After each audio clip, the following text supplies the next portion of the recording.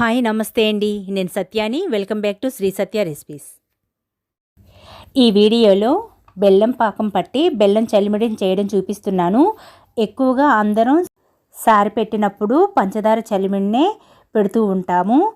అయితే చలిమిడిని అందరం ఇష్టంగా తింటాము. అలాంటప్పుడు ఇలా చాలా హెల్దీగా బెల్లం వేసి చలిమిడిని చేసి ఎక్కువ ఎండు కొబ్బరి ముక్కలను అలాగే జీడిపప్పును నేతిలో వేయించుకొని వేసుకున్నామంటే చలిమిడి తింటూ ఉంటే అమృతంలా ఉంటుంది. ఇలా చాలా ఈజీగా ఎప్పుడు కావాలంటే అప్పుడు బెల్లం చలిమిడిని చేసుకోవచ్చు. ఈ వీడియో మీకు నచ్చిందంటే లైక్ చేయడం మర్చిపోకండి. మీ ఫ్రెండ్స్కి రిలేటివ్స్కి షేర్ చేయండి. మన ఛానల్ని కొత్తగా చూస్తున్న వారైతే సబ్స్క్రైబ్ చేసుకోండి. సో వీడియోలోకి వెళ్ళిపోదాము. ఈ కప్పుతో 1 కప్పు బియ్యాన్ని వేస్తున్నాను. ఇవి స్టోర్ బియ్యం అండి. ఈ బియ్యాన్ని 1/2 కేజీ వేస్తున్నాను. 1/2 కేజీ బియ్యంతో చలిమిడి చేసేటప్పుడు 1/2 కేజీ బియ్యాన్ని వేసి ఇంకొక 1/2 కప్పు వరకు బియ్యం ఎక్కువగా వేసుకోవాలి. పాకంలో బియ్యం పిండి కాస్త అటు ఇటు అవుతుంది కాబట్టి కొద్దిగా ఎక్కువగానే బియ్యాన్ని నానబెట్టుకోవాలి. బియ్యం వేసి 2-3 సార్లు శుభ్రంగా కడిగి నీళ్లు పోసి 15 to 20 గంటల పాటు నానబెట్టుకోవాలి. మధ్య మధ్యలో నీళ్లు మార్చుకుంటూ ఉండాలి, లేకపోతే బియ్యం వాసన వస్తాయి. 18 గంటల తర్వాత బియ్యాన్ని కడిగి చిల్లి గిన్నెలో వేసి వాడేసుకోవాలి.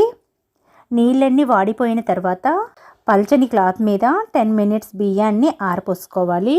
10 నిమిషాల తర్వాత బియ్యాన్ని మిక్సీ జార్లో వేసి మెత్తగా గ్రైండ్ చేసుకోవాలి. గ్రైండ్ చేసిన పిండిని జల్లించుకోవాలి. ఇలా జల్లించిన తర్వాత పిండిని ఆరిపోకుండా అంతా ఒకసారి నొక్కి మిగిలిన మొర్యాలను కూడా మళ్ళీ ఒకసారి మిక్సీ జార్లో వేసి మెత్తగా గ్రైండ్ చేసుకోవాలి. మళ్ళీ ఈ విధంగానే జల్లించిన పిండిని నొక్కి పిండి పైన మూత పెట్టి పక్కన పెట్టుకోవాలి. స్టవ్ పై గిన్నెను పెట్టుకొని 1 కప్పు బియ్యానికి 3/4 కప్పు బెల్లం వేసుకోవాలి. అంటే కేజీ బియ్యానికి 3/4 కేజీ బెల్లం వేసుకోవాలి. లేకపోతే సగం బెల్లమైనా సగం పంచదారతోనైనా చేసుకోవచ్చు. పంచదార కంటే బెల్లం అయితే హెల్త్కి కూడా మంచిది కాబట్టి బెల్లాన్ని వేసి చేస్తున్నాను. ఒకవేళ పంచదారతో చేయాలన్నా సేమ్ ఇదే క్వాంటిటీతో చేసుకోవాలి. బెల్లం వేసిన కప్పుతోనే 1/4 కప్పు మీద తక్కువ నీళ్లు వేసి బెల్లాన్ని కరిగించుకోవాలి. ఇలా బెల్లం కరిగిన తర్వాత గిన్నెలోకి జాలిగంటతో వడపోసుకోవాలి. మంటని మీడియం ఫ్లేమ్లో పెట్టుకొని పాకం పట్టుకోవాలి. ఇలా కొద్దిగా నీళ్లు వేసి చేయటం వలన త్వరగా పాకం వస్తుంది. ఒక ప్లేట్లో నీళ్లు వేసి పాకం వచ్చిందో లేదో కొద్దిగా పాకాన్ని వేసి చూస్తున్నాను. ఇంకా రాలేదండి. మళ్ళీ 1 నిమిషం పాటు తిప్పుకుంటూ మళ్ళీ ఒకసారి నీళ్ళల్లో పాకం వేసి చూస్తున్నాను.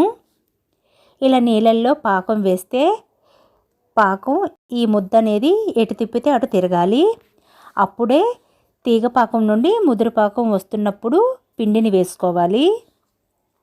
అయితే పాకం మాత్రం ముదిరిందంటే చలిమిడి గట్టిపడిపోతుంది. కాబట్టి ఇలా ఉన్నప్పుడే స్టవ్ను ఆపి 4 యాలకులను వేసి పిండిని కొద్ది కొద్దిగా వేసుకుంటూ కలుపుకోవాలి. చక్కగా ఉండలు కట్టకుండా పిండిని ఒకే డైరెక్షన్లో కలుపుకోవాలి. చలిమిడి బాగా లూజ్ కాకుండా ఈ కన్సిస్టెన్సీలో ఉంటే సరిపోతుంది. పైన 1 టేబుల్ స్పూన్ నెయ్యిని వేసి పక్కన పెట్టుకొని స్టవ్ పై చిన్న మూకిడిని పెట్టి 2 టేబుల్ స్పూన్స్ వరకు నెయ్యిని వేసి ఇందులో 1 టేబుల్ స్పూన్ జీడిపప్పు, 2 టేబుల్ స్పూన్ కట్ చేసిన ఎండు కొబ్బరిని వేసి గోల్డెన్ కలర్ వచ్చే వరకు లో ఫ్లేమ్లో వేయించుకోవాలి. ఇలా వేగిన తర్వాత చలిమిడిలో వేసుకోవాలి. చలిమిడిలో ఇలా ఎక్కువగా ఎండు కొబ్బరి, జీడిపప్పు వేసుకోవడం వలన టేస్ట్ చాలా బాగుంటుంది. ఈ విధంగా మనకి చలిమిడిని తినాలనిపించినప్పుడు అప్పటికప్పుడు 1 గ్లాస్ బియ్యాన్ని నానబెట్టుకొని చక్కగా ఇలా హెల్దీగా బెల్లం వేసి చలిమిడి చేసుకున్నామంటే ఈ చలిమిడి బయట 4-5 రోజుల పాటు కూడా ఉంచుకున్నా పాడవకుండా ఉంటుంది. ఇలా తప్పకుండా మీరు ట్రై చేసి చూడండి. చాలా బాగుంటుంది. చేయటం కూడా చాలా అంటే చాలా ఈజీ. సో ఈ వీడియో మీకు నచ్చిందంటే లైక్ చేయడం మర్చిపోకండి. మీ ఫ్రెండ్స్కి రిలేటివ్స్కి షేర్ చేయండి.